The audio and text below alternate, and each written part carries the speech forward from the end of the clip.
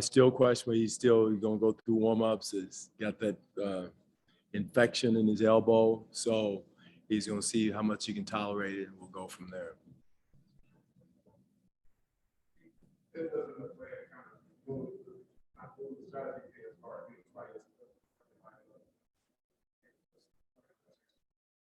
Right. We got some other people that are ready to step in, and we'll announce that at the right time. And, we got a couple of candidates that we want to look at. Right. Right. Yeah. Again, it is what it is. Nobody's going to feel sorry for us, Rod. We have to, that's why you have a 15-man roster. The guys got to be ready to step up, and where we are in our growth process, it's a great opportunity for someone to step in and step up to play and get minutes and compete. It's not like we're, getting people hurt on purpose. It happens, and luckily it's happening. If there is such thing as luck, it's happening at the beginning of the year, and we got the rest of the year to continue to grow and develop our guys. One of those guys or some players is it changing how you coach and get a plan for players that defend it now and some of that stuff is covered? No, he's such a great player, and you don't want to say a certain player is a poster child for a cause or type of cause, but again, the rules are meant for the entire league, and I think our officials are doing a good job of enforcing them, no matter who it is. Whether it's a star or 15th man, and that's what it's supposed to be. And again, players are smart. All players in this league are smart, and it's up to the league and our officials to enforce them. And they're doing a heck of a job, from what I've seen so far, of enforcing the changes or the emphasis of calling the rules, calling the plays.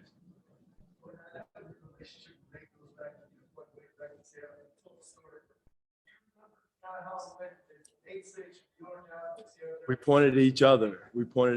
Wally Walker was there in the meeting, and Nate, he had just let Paul Westphal go, and it was a morning, and he said, "Which one of you are ready to be the head coach?" And Nate pointed at me, and I pointed at Nate, and he said, and I said, "No, he was the guy for the job." I knew that because of his relationship with Gary Payton. He was close. He could, work with Gary, and Gary was such an important part of our team. But Nate said, "Well, let me call Michelle." So he didn't take it right away. So he had to go and call Michelle, and the rest is history.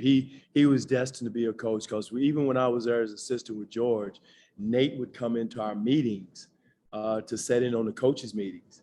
And so give his thoughts of what's going on, what he saw on the floor. And just because I think he knew at that time he wanted to be a coach. And he does a heck of a job. He has the demeanor, the personality, the feel of being a former player to be a coach. And he showed it last year with the right talent.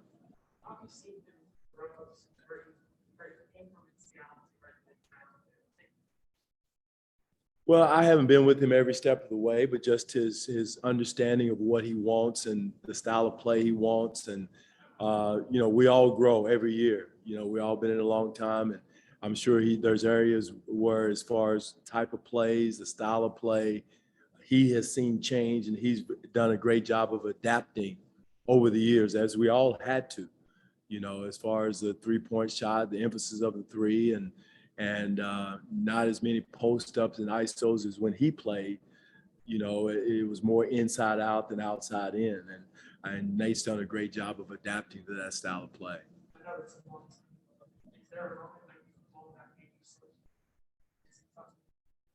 Well, again, when he started coming into the coaches' meetings and participating in those meetings, just his thought process, he thought like a coach, as well as a thought, while he was definitely at the tail end of his playing career. It was his last year in. George had him come in and sit in the meetings. So he was talking like a coach. He presented things like a coach. So he was destined to be that. And I was just happy to have that relationship with him over the years, except 4 times a year when we play him. And also too, glad to see his son Jamel. Jamel was a little tot at that time, and now he's in the coaching. So it's great to see. Very, very good young coach. Looks like we have one on Zoom from Mickey York. Hey, Dwane, I realize it's only 2 games, but what do you need to do to get your point guards going and really your backcourt in general here, especially tonight, considering who's on the other side? Well, Mickey, I'm not shocked, surprised, or discouraged by our point guard play through Killian. We knew it was going to be a growth area. He wasn't going to just step in like a 10-year vet, that there was going to be growing pains. And so I'm not into all the what's wrong with Killian. No, he's a young kid. He's a young player. That's what we are. That's what we are as an organization. That's part of the growing pains that we have. Saban Lee is still another young player, another young point guard. When Cade comes in, he's a rookie point guard. So, I'm not shocked. We want more. We're going to coach him hard. We're going to continue to teach and push. But, you can't wave a magic wand on any of our point guards right now and hope and say, hey, he should be doing this and he should be doing that. It's going to be steps and letters.